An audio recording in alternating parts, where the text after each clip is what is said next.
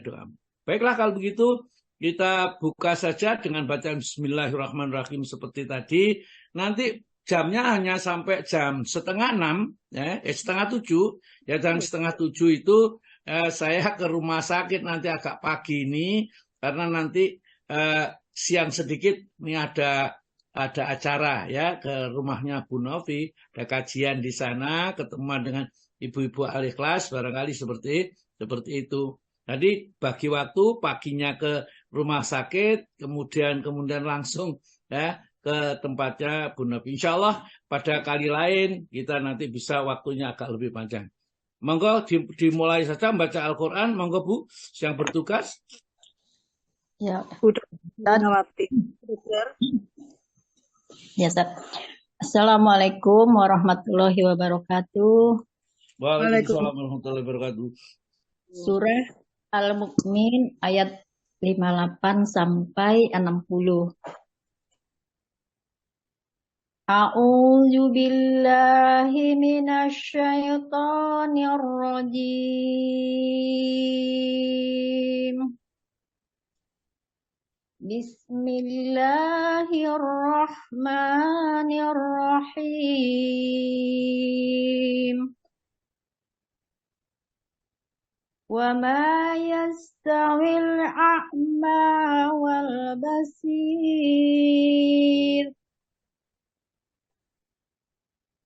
Walladzina amanu wa amilus solihati walal musii qalilan ma tatazakkarun. Innas sa'ata la'atiyatul la raiba fiha walakinna aktsaran nasi la yu'minun. Wa qala rabbukum ud'uni astajib lakum.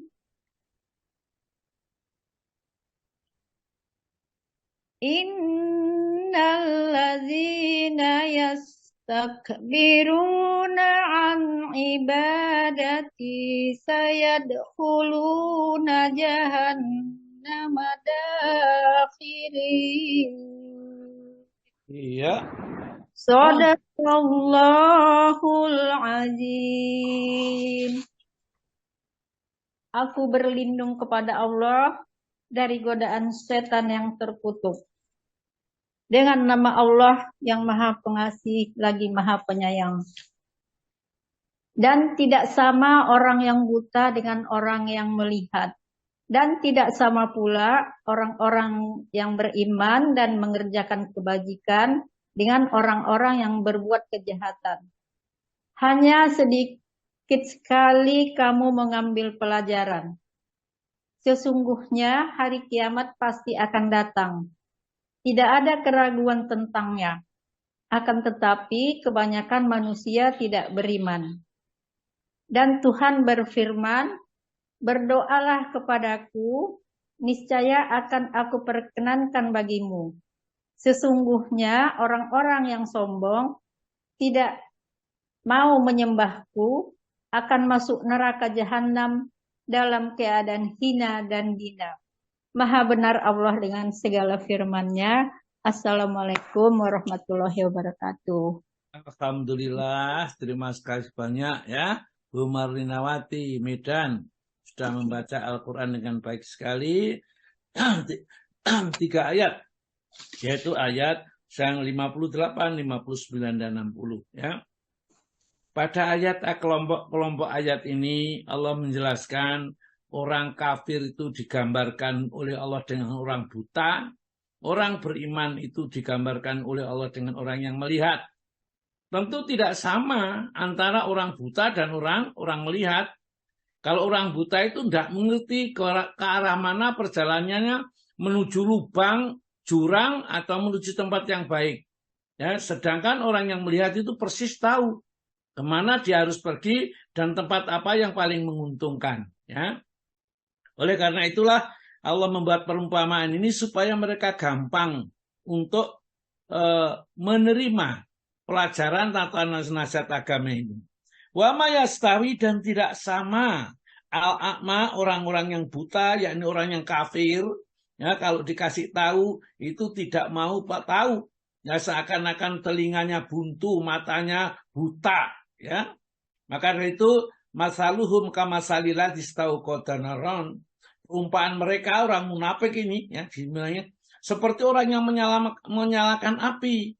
Falama adaatna haulahu, setelahnya api itu menerangi sekitarnya, kemudian kelihatan, semuanya kelihatan, maka dia berpaling dari yang dilihat itu, karena dilihat berupa kebenaran, kesulitan, apa-apa saja, ya, larangan Allah, ini haram, ini dilarang, ya, sehingga hawa nafsunya tidak bisa dipuaskan, maka dilepaskan hak iman yang diberikan oleh Allah kepadanya.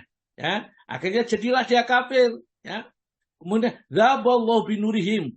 Kemudian Allah memadamkan cahaya mereka. Api yang tadinya menyala, kelihatan segala-galanya, maka akhirnya api itu dipadamkan oleh Allah Subhanahu wa taala sehingga gelap gulita yang sangat gelap sekali.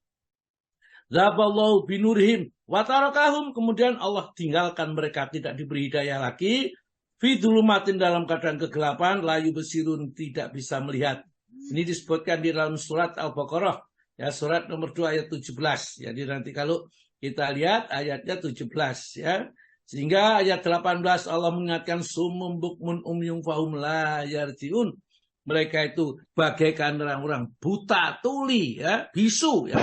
Karena tidak bisa mengatakan kebenaran, tidak bisa mendengarkan petunjuk dan nasihat, ya. Mereka tidak akan bisa kembali lagi seperti dulu mendapat petunjuknya, ya, dari Allah Subhanahu wa taala. Nah, pada ayat-ayat yang ayat yang ke-58 ini Allah menjelaskan orang kafir dengan orang yang beriman. Wa ma yastawi, dan tidaklah sama al-a'ma, orang-orang buta, yaitu orang kafir, wal basir, dan orang-orang yang melihat, yakni orang-orang mukmin.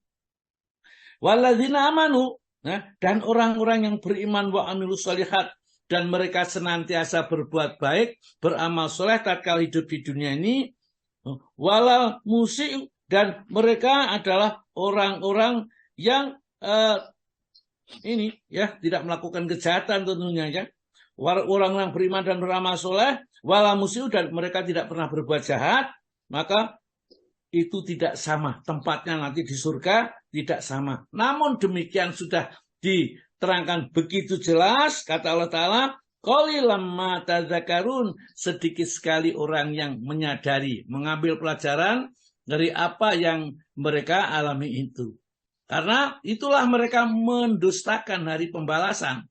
Tidak percaya yang diterangkan Nabi bahwa nanti kiamat akan terjadi.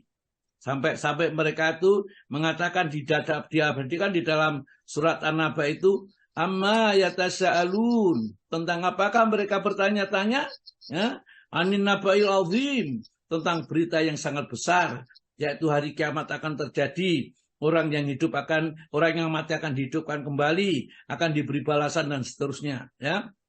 Itu nabail azim, ya. Ini, ya. Jadi Allah Ta'ala kemudian menjelaskan di ayat 59, inna sa'ata, sesungguhnya hari kiamat itu la raiba, la ayatun, pasti akan datang. Akan datang pada saatnya yang telah ditentukan oleh Allah, dan hanya Allah yang mengetahui. Tidak ada makhluk selain Allah mengetahui kapan terjadinya hari kiamat, ya. La raiba fiha, yang tidak ada keraguan di dalamnya. Pasti datang, percaya datang, tidak percaya datang. Ada kiamat kecil, kematian, atau terjadinya bencana, ya, kemudian tsunami dan lain-lainnya, merupakan kiamat-kiamat kecil, tidak seluruh alam semesta itu hancur. Walakina aksarun nasi, akan tetapi kebanyakan manusia la yu'minun, tidak mau beriman, tidak mau percaya dengan apa yang diberitakan oleh Allah kepadanya, ya. Allah menawarkan meskipun demikian, kalau mereka itu mau bertobat kepada Allah, tobatnya tadi mau diterima. Dosa apapun asalkan bertobat, termasuk dosa syirik, ya. Bahkan Allah akan mengijabah setelah dia jadi beriman itu apa yang diinginkan oleh dia. Ya, yang mau berkehendak kepada Allah, menginginkan sesuatu kepada Allah akan dikabulkan. Allah berfirman, wa qala rabbukum, dan Allah berfirman atau Rabb kalian berfirman, ud'uni, ya, berdoalah kamu kepadaku. Ingat, tapi doa itu ibadah. Jadi beribadahlah kepadaku. Astajib lakum, tentu aku akan kabulkan, akan terima. Ijabah itu diterima, ya, yaitu ibadahmu, meskipun dulu asalnya kafir. Astajib lakum. Innalladzina yastakbiruna, sesungguhnya orang-orang yang menyombongkan diri, tidak mau beribadah kepada Allah, tidak mau berdoa kepada Allah, ya, ibadati sayadkhuluna jahannama, pasti nanti akan dimasukkan dalam neraka jahanam, ya, dakhirin, dalam keadaan hina ya. Orang yang tidak mau berdoa kepada Allah itu akan justru dimasukkan dalam neraka dalam keadaan hina. Dan ingat, Nabi kita sudah menjelaskan bahwa doa itu akan pasti dikabulkan oleh Allah Ta'ala. Hanya saja tentunya ada syarat-syaratnya. Kalau syarat sudah dipenuhi, pasti dikabulkan. Hanya saja Allah mengabulkan doanya seseorang itu sesuai dengan kehendaknya Allah. Apa bentuknya pengabulan itu jangan kita minta, ya, menentukan. Allah yang menentukan, bukan kita yang menentukan. Kapan dikabulkannya itu juga Allah yang menentukan waktunya yang terjadinya. Itulah Allah yang Maha Kuasa, dia memang menjanjikan pasti dikabulkan. Ada kalanya orang berdoa dikabulkan sesuai dengan permintaan. Minta kaya, minta, ya, punya kendaraan, rumah bagus dan lain, diberi oleh Allah Ta'ala sesuai permintaan. Itu adalah pemberian yang kecil dari Allah Ta'ala. Karena yang biasanya manusia minta urusan dunia, dan urusan dunia itu mata'ul qalil, kesenangan yang sedikit, ya, sama sekali, ya, dibandingkan dengan kenikmatan akhirat. Karena kalau Nabi bersabda perumpamaan dunia dan akhirat, ya, kehidupan dunia seperti orang memasukkan telunjuknya di lautan yang lepas, kemudian air yang menempel pada jarinya itulah kehidupan dunia, sedangkan lautan yang luas lepas itu adalah kehidupan akhirat. Maka dari itu tatkala kita berdoa kemudian dikabulkan di dunia, ya, saja itu kecil. Maka orang-orang kafir itu kalau berdoa ya diberikan aja langsung oleh Allah Ta'ala, karena di akhirat nanti tidak dapat apa-apa. Rasulullah pernah bersabda tatkala berjalan-jalan bersama-sama sahabat, melihat seekor kambing yang congek itulah, ada kambing yang cacat, ya. Mati, kambing itu sudah mati. Kemudian Rasulullah mengungkit-ungkitnya atau mungkin memukulkan dengan tongkatnya itu sambil menawarkan kepada para sahabat ini, adakah di antara kalian yang mau membelinya 1 dirham saja? Para sahabat langsung, tidak ya Rasulullah, tidak ada di antara kami satu pun yang membeli 1 dirham. Kalau kamu gratis saja, suruh bawa pulang, bagaimana? Demikian pun juga gratis, saya tidak akan menerimanya, atau kami semua tidak ada yang mau menerima. Jangankan dia sudah jadi bangkai, masih hidup pun, ya, kami dikasih itu, ya, kami tidak mau, karena kambing itu adalah kambing yang congek, kambing yang buruk gitulah, ya, cacat, ya, seperti itu. Kata Nabi kemudian selanjutnya, demi Allah dan mengatakan, ya, dunia ini di hadapan Allah, ya, itu sangat hina sekali, ya. Seperti bangkai ini. Seandainya dunia itu di hadapan Allah itu ada nilainya, sekecil sayap seekor nyamuk misalnya. Nah, kalau timbangan bobotnya itu, maka orang-orang kafir itu tidak akan diberi makan dan tidak akan diberi minum. Kalau memang dunia itu berharga. Maka karena hinanya dunia, rendahnya dunia, maka orang-orang kafir itu justru diberi banyak. Karena setelah itu selesai, mereka tinggal merasakan balasannya di akhirat kelak. Oleh karena itulah, kalau kita berdoa diberikan dunia, kalau orang mukmin itu hanya 10%. Yang 90% nanti diberikan di akhirat. Ya. Kalau orang kafir, seluruhnya kalau minta berdoa ini dan diberikan 100%, Ya, di akhirat tidak berdapat apa-apa. Nah, yang kedua, kalau kita berdoa, diberikan oleh Allah nanti di akhirat. Tatkala kita sangat membutuhkan sekali. Umpamanya tatkala di padang mahsyar, matahari diturunkan di atas kepala penghuni mahsyar. Secara 1 mil yang panasnya tidak bisa dibayangkan panasnya, maka amal-amal sedekah tersebut diwujudkan merupakan payung yang akan memayungi dirinya sehingga mereka tidak tersengat sedikit pun panas terik matahari yang seperti itu. Ini nanti diberikan di akhirat dan itu pemberian yang luar biasa yang diberikan di akhirat. Dan masih banyak lagi doa-doa yang tidak diberikan di dunia diberikan di akhirat. Itu yang kedua. Yang ketiga, doa akan diberikan oleh Allah Subhanahu wa taala dengan cara menghindarkan bahaya atau bencana yang mestinya menimpa dirinya karena dia berbuat baik dan mohon kepada Allah Ta'ala, berdoa ini dan itu, maka dia dihindarkan dari malapetaka bencana yang sangat mematikan. Maka tidak jarang terjadi orang sekian banyak itu ya ada di bom itu dengan naruda itu mati sekian. Loh ada itu orang tidak terluka sama sekali.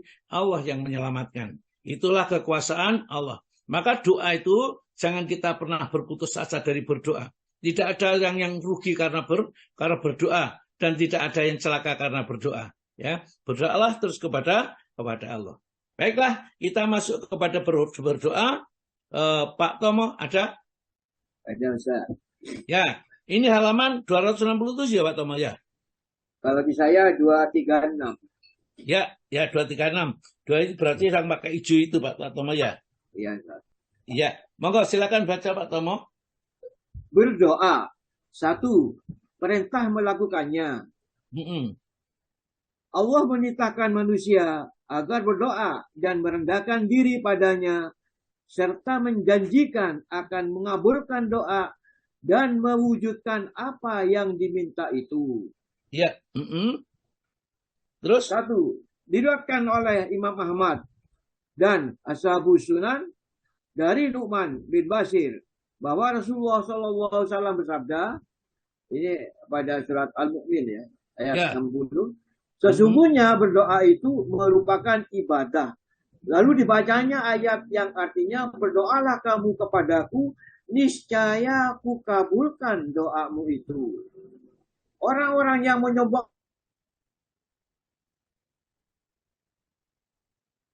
diri sehingga tidak hendak beribadah kepada keadaan yang hina-hina. Ya. Jadi berdoa ya itu memang perintah. Oleh karena itu perintah, maka hukumnya jadi wajib. Perintah itu ada 2. 1, sunnah juga perintah, wajib juga perintah. Kalau larangan itu jatuhnya dengan ilmu fikih itu ada 2. 1 makruh, 2 haram. Ya. Jadi kalau yang mubah itu tidak ada larangan dan tidak ada perintah. Nah, diriwayatkan oleh Imam Ahmad dari Ashabus Sunan dari Nu'man bin Bashir, Rasulullah bersabda, inna du'a, sesungguhnya doa itu wal ibadah, hakikatnya adalah ibadah kepada Allah, ta'abudi, ya, menunaikan ketaatan kita hanya kepada Allah, ta'abudi. Inna du'a, ya, sesungguhnya doa itu wal ibadah, ya. Setelah Rasulullah bersabda seperti itu, summa qara'a, kemudian Nabi membaca ayat di dalam surat nomor 40 ayat yang ke-60, ud'uni astajib lakum. Mohonlah kamu kepadaku, niscaya aku ijabah, aku kabulkan permohonanmu. Ya. Innalladzina yastakbiruna an ibadati. Sesungguhnya orang-orang yang menyombongkan diri dari beribadah kepadaku, maksudnya tidak mau berdoa kepada Allah, saya dkhuluna jahannama, dan akan dimasukkan dalam neraka jahanam, dakhirin, dalam keadaan yang hina-dina. Jadi orang yang tidak mau berdoa karena sombong, maka disiapkan oleh Allah akan dimasukkan neraka jahanam, neraka yang tentunya sangat tidak nyaman kalau mereka masuk ke dalamnya. Hadis yang kedua, Pak, monggo. Hadis yang kedua diriwayatkan oleh Abdul Razak dari Hasan yang artinya bahwa para sahabat Rasulullah SAW bertanya kepadanya, di mana Tuhan kita itu? Maka Allah pun menurunkan ayat yang artinya, dan seandainya hamba-hambaku bertanya kepadamu, maka sesungguhnya aku ini maha dekat. Aku akan mengabulkan permohonan dari orang-orang yang berdoa jika ia berdoa kepadaku. Al-Baqarah 186. Ya, jadi para sahabat itu sama berdiskusi. Di mana ya Allah itu di mana? Ya, apa jauh apa dekat? Kenapa? Kalau jauh saya nanti kalau berdoa dengan suara keras biar dengar. Kalau dekat kan cukup bisik-bisik saja ya. Karena Allah itu maha dekat. Maka datang kepada Rasulullah tanya, Aina Rabbuna?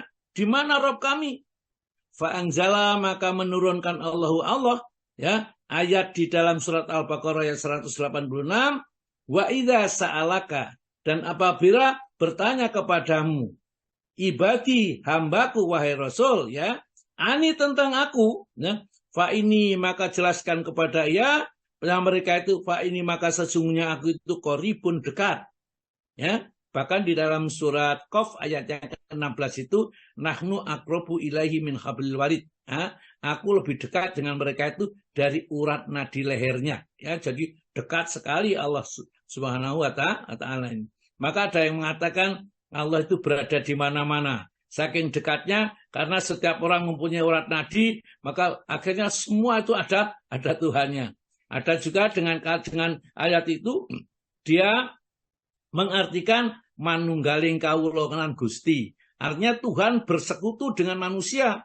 Karena Allah Ta'ala mengatakan aku lebih dekat kepada hambaku itu dari urat nadi yang ada di lehernya itu. Kalau begitu kan menyatu dengan manusia.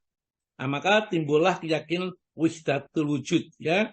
Manunggaling kawula dan Gusti yang di tanah Jawa itu dipelopori oleh Syekh Siti Jenar ya, yang akhirnya oleh para wali ya ditepis, dihilangkan keyakinan itu dan dibunuh Syekh Siti Jenar dalam satu riwayat sama dengan Al-Halaj yang mempunyai keyakinan seperti itu.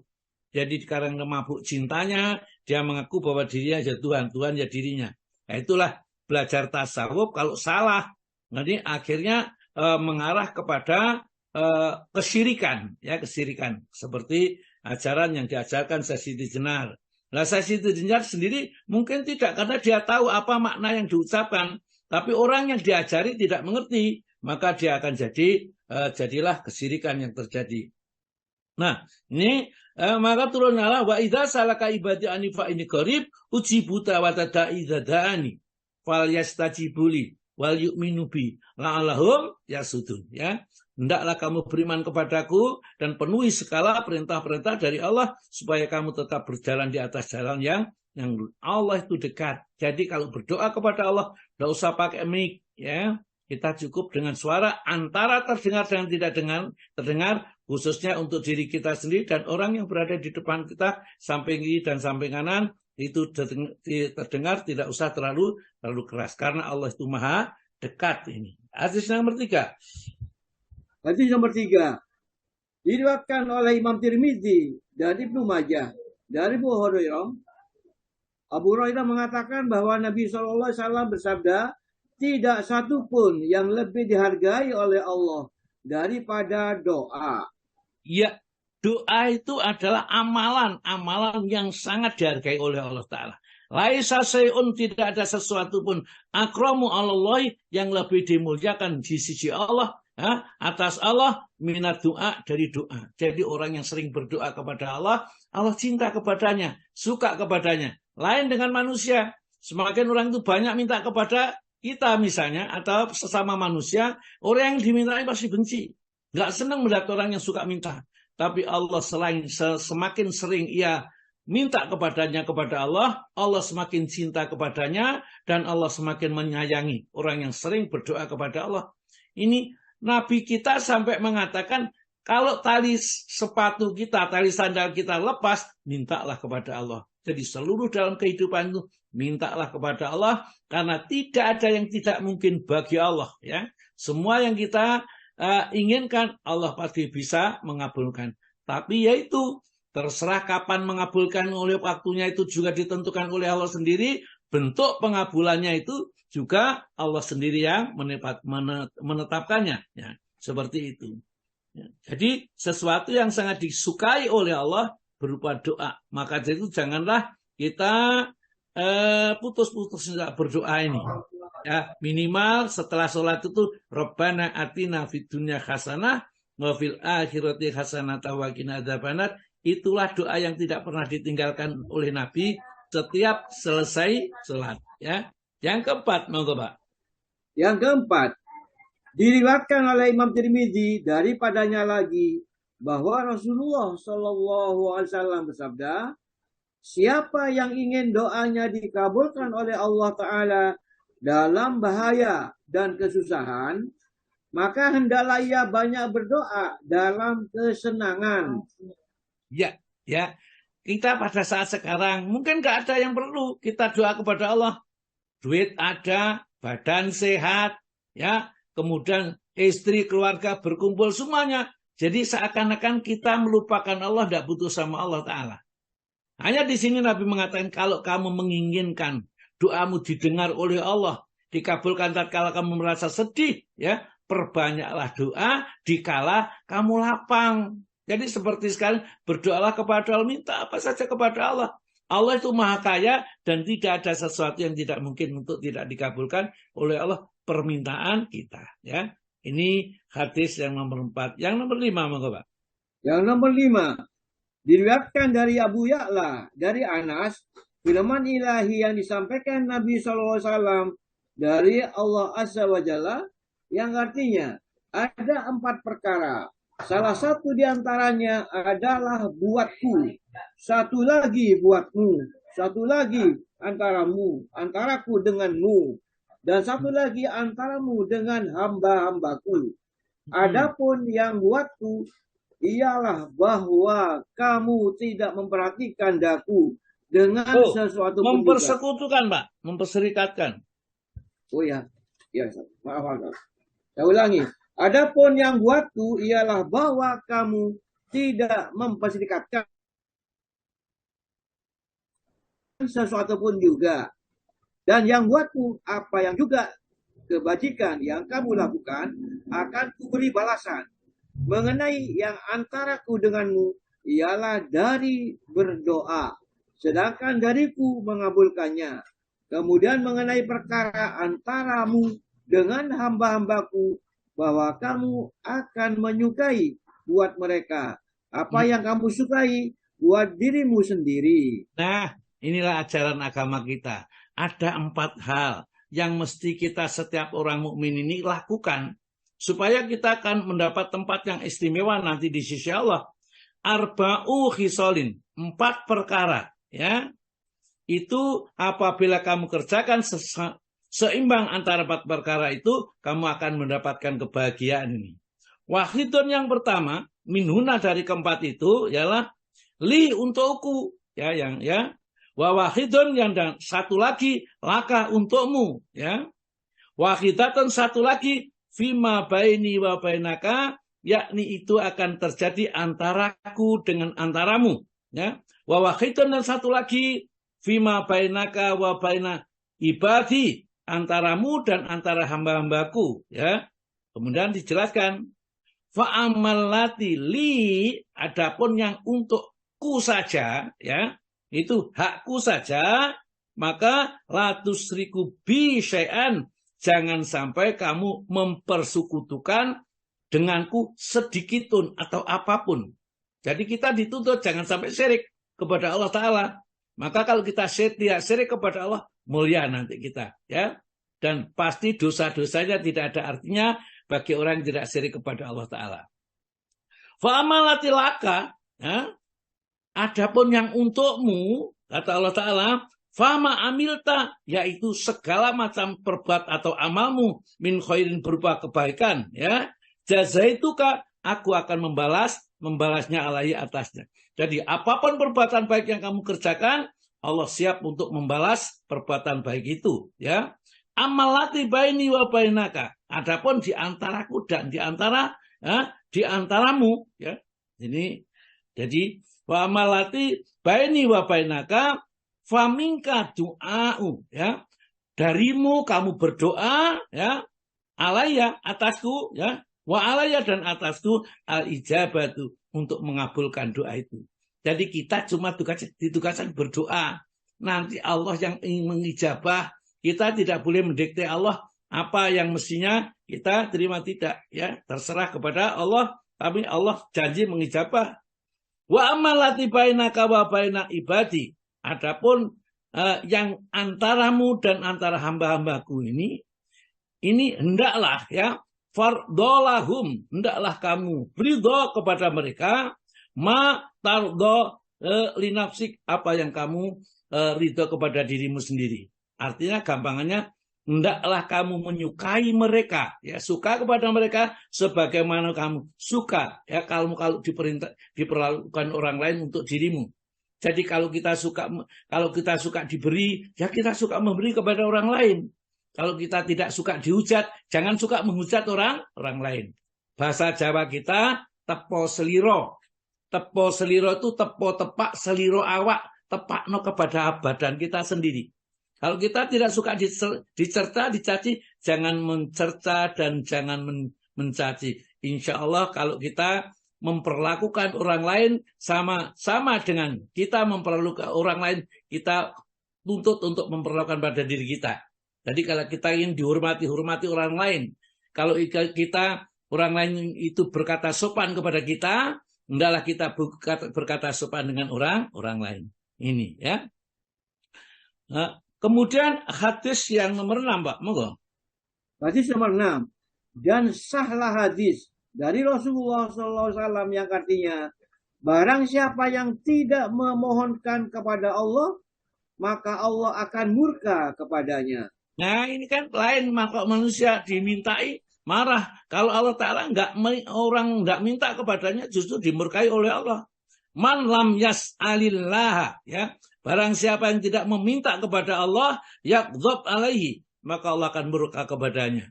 Jadi nggak minta, nggak mohon. Jadi kalau kita sakit, ya, kita dalam keadaan kesulitan, apapun mintalah kepada Allah. Kalau rodok berat, ya, yang kita minta, kita pakai ayat wasta'inu bisobri wassalah, dan mintalah kepada Allah dengan cara tetap sabar dan kerjakan sholat.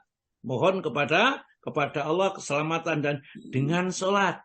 Kita mendoakan istri kita mendoakan saudara kita. Tidak usah kita lewat share-share banyak begitu, tapi kita hakikatnya tidak mendoakan.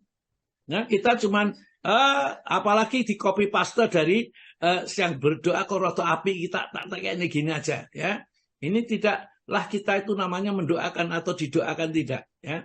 Doakan betul-betul. Tatkala bangun malam, sholat di malam hari, atau apa saja kondisinya, mohonkan yang sungguh-sungguh. Tetap saudara kita mungkin yang sedang sakit atau yang ditimpa apa saja, mohonkan kepada Allah.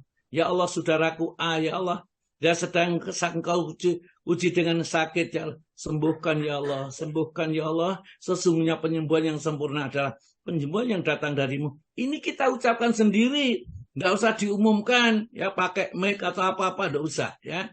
Inilah yang namanya sembunyikanlah kebaikanmu seperti kau menyembunyikan keburukanmu.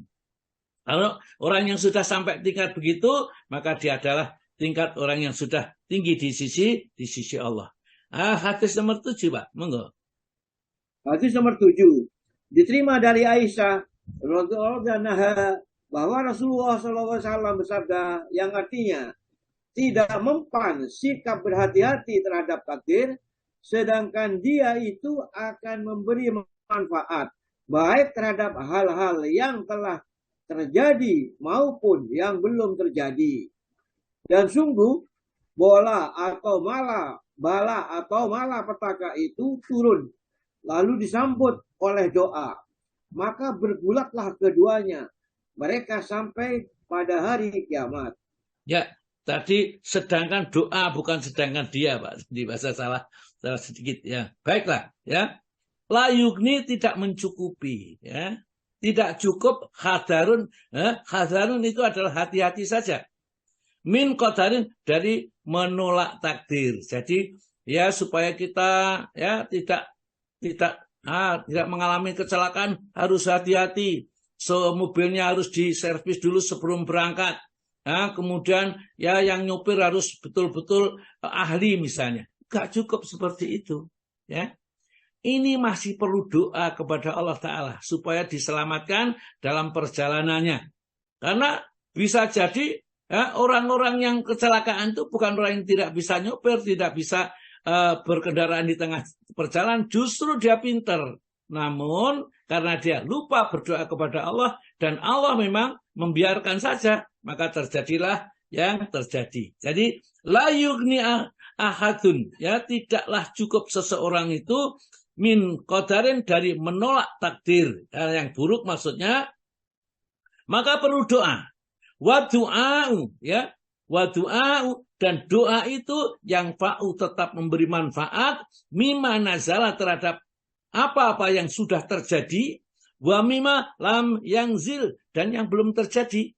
Jadi meskipun sudah terjadi kecelakaan misalnya, ya katakan tangannya patah atau luka di kepala atau yang lain, tetap berdoa kepada Allah, ya Allah ringankanlah penyakit saya, ya Allah mudahkanlah kami mendapat obat. Masih tetap doa itu berlaku.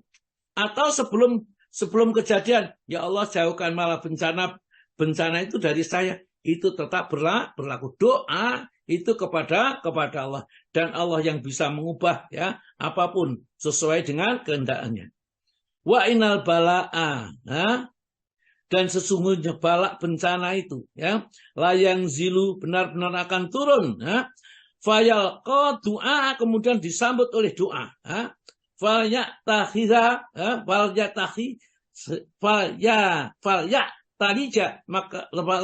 maka keduanya itu bergulat, ya, ila yaumil kiamah, sampai hari kiamat. Yang mana kalau menang doanya maka tidak terjadi balak bencana, tapi kalau menang balak bencananya terjadi bencana. Namun meskipun terjadi bencana tidaklah fatal. Jadi orang yang berdoa itu meskipun suatu saat ada juga bencana pada dirinya, tidaklah menjadi fatal. Maka jangan pernah kita tidak berdoa. Mentang-mentang kita sudah ahli kedokteran, sudah mengerti ini penyebabnya ini penyebabnya ini, enggak perlu berdoa, jangan. Berapa banyaknya dokter ahli saraf kena penyakit saraf, ahli jantung mati karena serangan jantung. Ya, mintalah kepada Allah, karena sesungguhnya bagi Allah tidak ada sesuatu yang tidak mungkin. Hadis yang ke-8, monggo Pak. Hadis 8 diterima dari Salman Al-Farisi bahwa Rasulullah Shallallahu Alaihi Wasallam bersabda, tidak dapat menolak qada kecuali doa, dan tidak bisa menambah umur kecuali kebajikan. Ya, layarudu qada'a, tidak ada yang bisa menolak takdir, qada'an, ketetapan Allah. Takdir itu ila doa, kecuali doa. Kalau kita doanya kepada Allah, yang menetapkan takdir siapa? Ya Allah. Maka kalau kita minta kepada Allah, Allah ganti takdirnya. Ya, takdir tetap ada, tapi takdirnya menjadi takdir yang baik, ya, takdir yang menyenangkan. Itu terserah Allah. Ya, oleh karena itu kita mohonlah tetap kepada Allah, ya Allah, berilah takdir sebaik-baiknya untuk hambamu ini.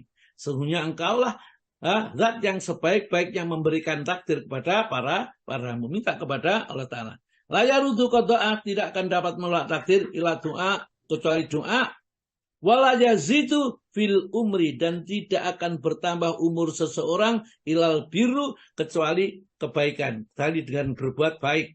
Jadi orangnya kalau masih ada kebaikan, ya, maka barangkali ditunda dulu, jangan dimatikan. Ini mestinya entek sudah, ya, karena dia ahli kebaikan. Menurut Allah ini kalau ditambah umurnya, ya, menurut ilmunya Allah akan bertambah kebaikan, ditambah umurnya. Barangkali saya tidak tahu.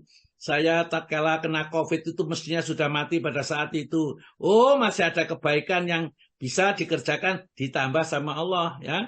Ya, mestinya tinggal 3 hari tatkala masuk rumah sakit itu, oh tambah 30 tahun. Soro tambah gak mati-mati mestinya. Tambah 3 tahun misalnya, atau ditambah 10 tahun, itu terserah kepada Allah.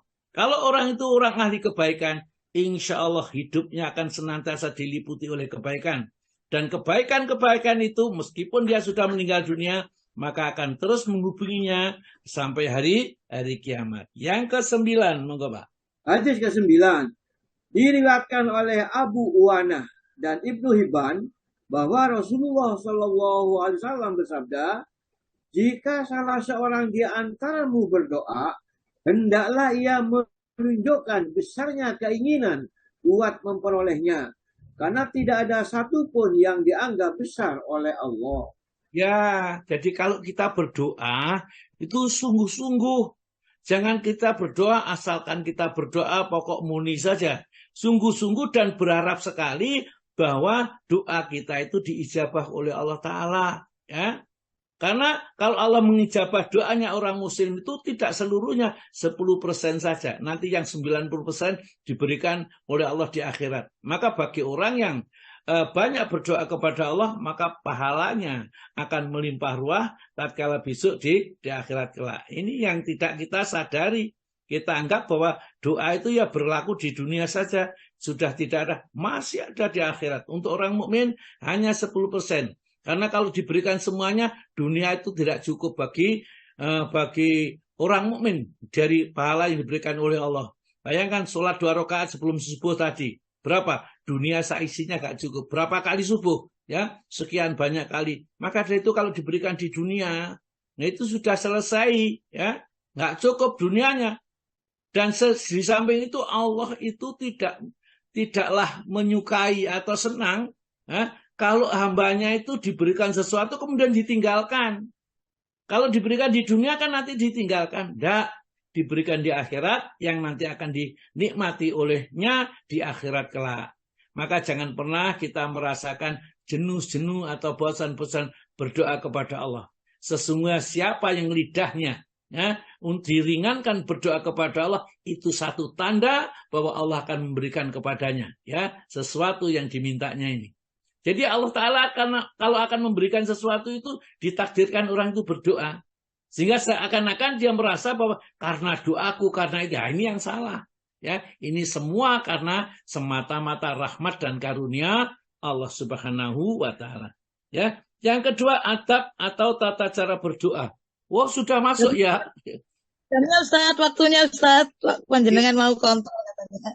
Ya, saya mau kontrol, mohon maaf. Ini nanti kita lanjutkan pada pertemuan kali lain. Adab atau tata cara berdoa ini perlu penjelasan yang cukup. Oleh karena itu maka cukup saya kira sampai di sini dulu ya. Bu Dwi, monggo di Ustaz.